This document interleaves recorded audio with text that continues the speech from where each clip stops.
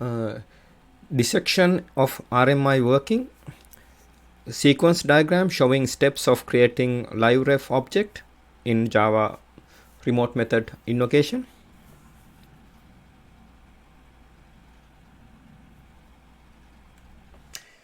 Here you can see here sequence diagram showing steps of creating a LiveRef object. And we are considering dissection of RMI working. Here we discuss about involved objects. In RMI, transfer of data between two address spaces is represented by the concept of connection. Connections between local address space and remote address space is managed by channel. Management of channel is done by transport. An address of space JVM is represented by concept of an endpoint. An endpoint can be mapped to its transport. A remote reference is a pointer to proxy object stub in a local heap. That stub contains information that allows it to connect to a remote object which contains the implementation of the method. Remote object reference includes two concepts: an endpoint. First is an endpoint, and two, the object identifier.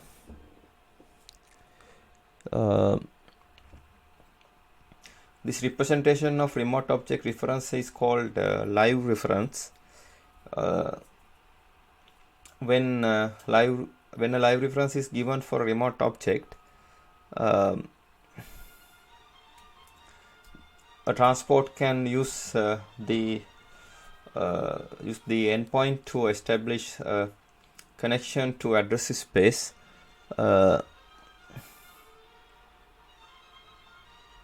In which the remote object resides. The transport on server side uses object identifier to look up the target of the remote call.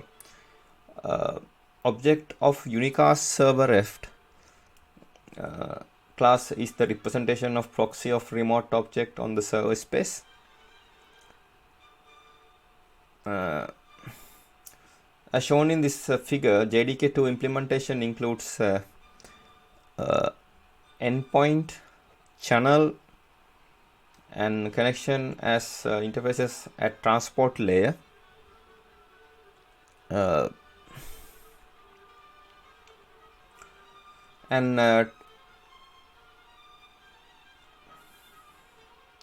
TCP endpoint, TCP channel, and TCP connection as implementation class of these interfaces.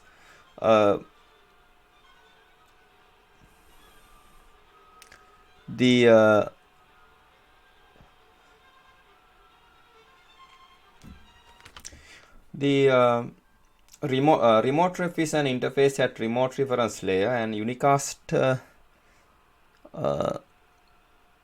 ref and unicast server ref are implementation classes of this interface. Object of unicast server ref class is the representation of proxy of remote object on the server address space.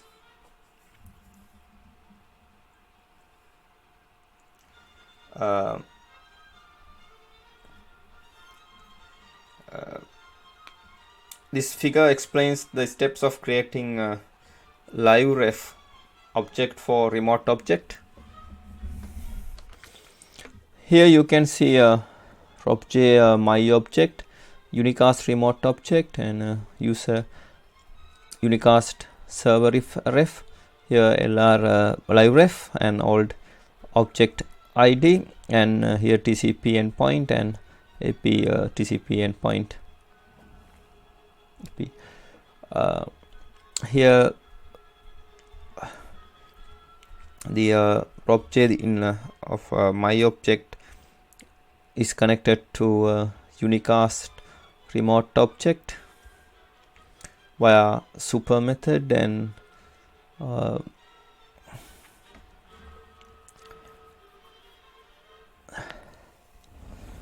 and this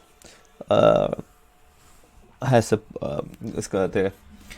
it calls this port integer with the constructor and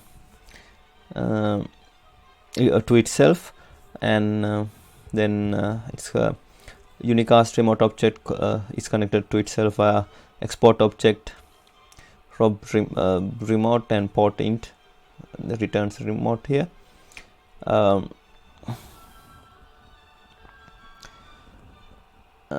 Unicast remote object is connected to unicast server ref here via unicast server ref port int, and unicast server ref is connected to the USR of unicast server ref is connected to LR of LiveRef via LiveRef port int here method, and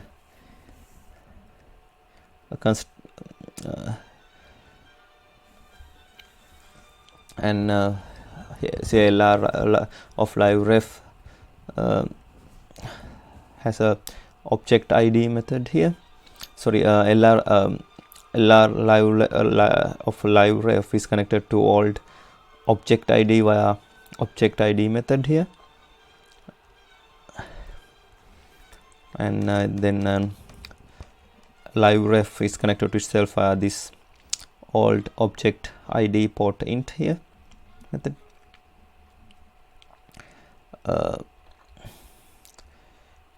And LR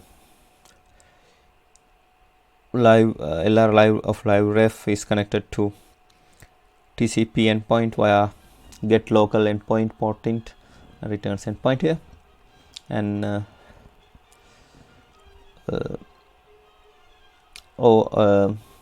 get local endpoint port int null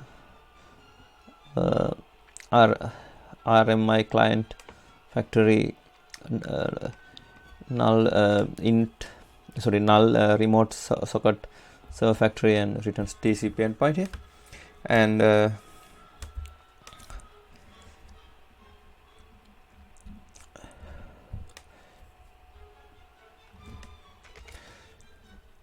here TCP endpoint is connected to here,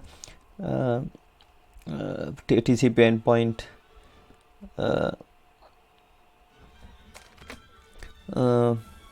here this is connected to TCP endpoint via string port int here, and CFS RMI client socket factory here here TCP endpoint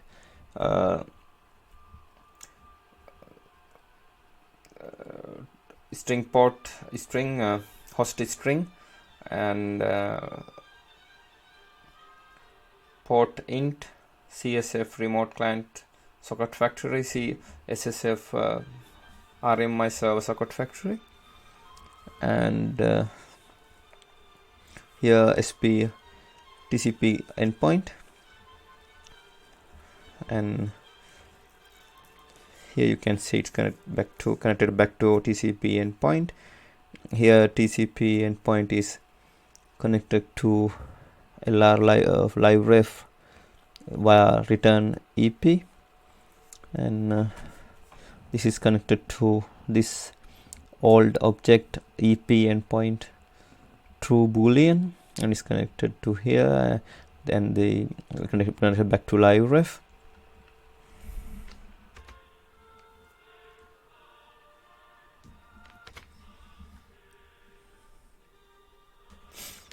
Now this is the end of my presentation. Thank you very much for watching it.